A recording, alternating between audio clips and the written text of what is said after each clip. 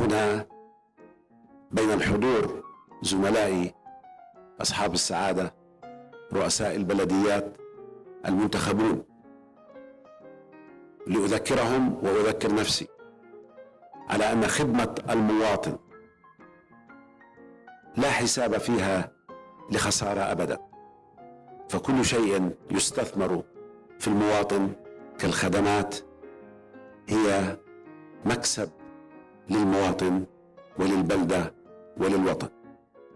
وعليه أشكر المعهد الفرنسي، أشكر الحكومة الفرنسية التي تتابعنا بإطلالات تشاركية في مثل هذه الندوات وغيرها. Nous tenons vraiment à vous remercier de votre présence aujourd'hui, alors même que s'ouvrent ces travaux autour des voies et moyens de l'implication citoyenne dans les processus de décision. La démocratie participative, puisque c'est ainsi qu'on l'appelle, vous le savez bien, est cette démarche qui vise à aller au-devant des populations pour optimiser, améliorer, prendre en compte leurs attentes. Le deuxième objectif de ces 2 journées, c'est de permettre de partager quelques éléments de méthodologie. La méthodologie, ce n'est ni plus ni moins que la façon d'opérer. Nous avons pensé que les expériences françaises qui se sont développées depuis 20 ans pouvaient être mises en partage et présentées, débattues, suggérées. إن هذه الورشة تأتي ضمن مجموعة من المشروعات التي نفذها وينفذها مركز الرأي بالتعاون مع المركز الثقافي الفرنسي في الأردن، ولتؤسس انطلاقة جديدة في أطر تبادل الخبرة والمعرفة فيما بين المركز من جهة والشركاء الأصدقاء الفرنسيين من جهة أخرى. السادة الحضور، يتداعى الخبراء اليوم وغدا ومن خلال جلسات عمل لتبادل الأدوات والمنهجيات ولتقديم الأفكار الحديثة في تعزيز الديمقراطية التشاركية عبر مناقشة عناوين مفصلية في كيفية تفعيل مشاركة المواطن الأردني في رسم السياسات العامة.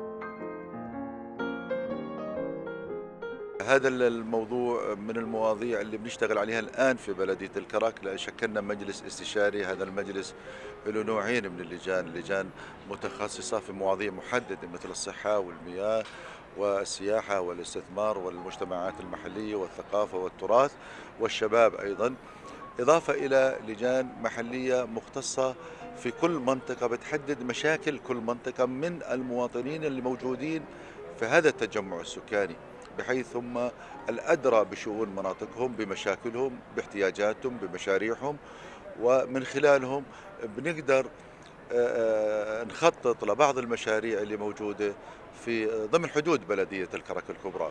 Well, the ideas actually it was a diverse exposure to what is public participation, either its methodologies or the theories behind it or its global context. So it was very nice actually to expose the people, the audience, the participants, especially the mayors and municipal councils. هاي المشكلة تعاني منها كل بلديات المملكة، مش بلدية جرش فقط. عندما تصبح تأخذ هذه البلديات الدور الحقيقي لها وبقوة مادية تستطيع أنها ترفع سوية الخدمات، سنشهد نهضة تخطيطية عمرانية تنظيمية وخدماتية على مستوى المملكة الأردنية الهاشمية بشكل عام، لأن البلدية هي المؤسسة الأقدر على التعامل مع هذا الموضوع والتعاطي مع الناس والتواصل مع المجتمع المحلي وحشد الرأي والتأييد لأي قرار ولأي مشروع ممكن يخدم البلد.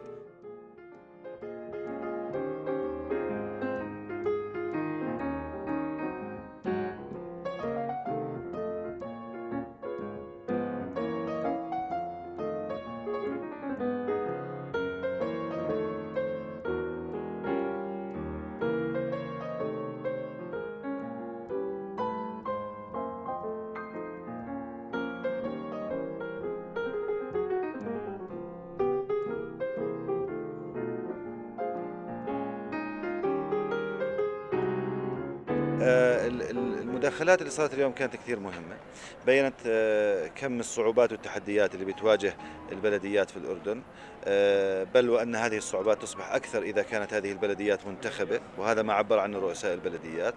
أيضا هناك فجوة في الفهم لحاجات البلديات قد تكون بيننا إحنا كمجتمع مدني وبين حاجات الناس على أرض الواقع، وبين فهم أيضا رؤساء البلديات لحاجات الناس. قانون البلديات لا يفي بالغرض المطلوب وبالصالح العام لصالح البلديات والمجالس البلدية، وكذلك نأمل أيضا أن تكون الشراكة المجتمعية بين البلدية والمواطن، وخاصة المواطنين الذين انتخبونا. Autre chose qui a émergé de tous ces débats, et qu'on n'a pas posé en fait, on n'a pas tellement discuté de cela, c'est le problème. Est-ce que la participation est un moyen ou une fin en soi?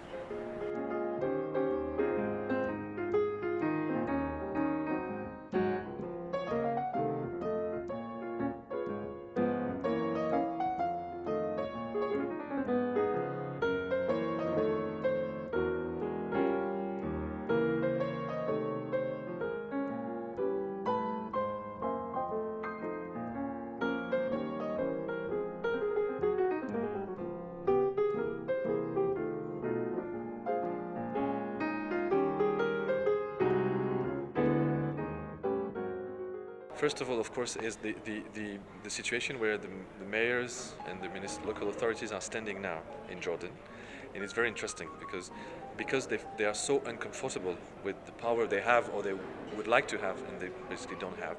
And the relationship, which is very young with the citizens, which are basically their electors, I think they're in a very interesting situation where they can invent and create really new ways of dealing with this, with participation and democracy.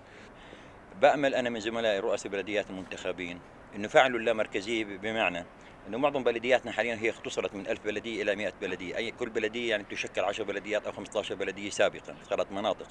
بأمل إنه يحدد كل رئيس بلدية ميزانيته ويخصص ميزانيات لهذه المناطق، يكون في استقلالية بكل منطقة للجنة المنتخبة في المنطقة هاي وتفعيلها، وتفعيل اللجان المحلية في هذه المنطقة لتشارك المسؤول في اتخاذ القرار. I think Jordan's major challenges in the field are the question of decentralization versus concentration, and giving locals more authority to be part of the decision-making process in general. معظم الممارسات الفضلى في العالم في موضوع المشاركة الديمقراطية ودمج المجتمعات المحلية في صناعة السياسات الخاصة فيها تتطلب حد أدنى من الاستقلالية الإدارية والمالية. إذا ما كان موجود لا يمكن تطبيق هذه الممارسات.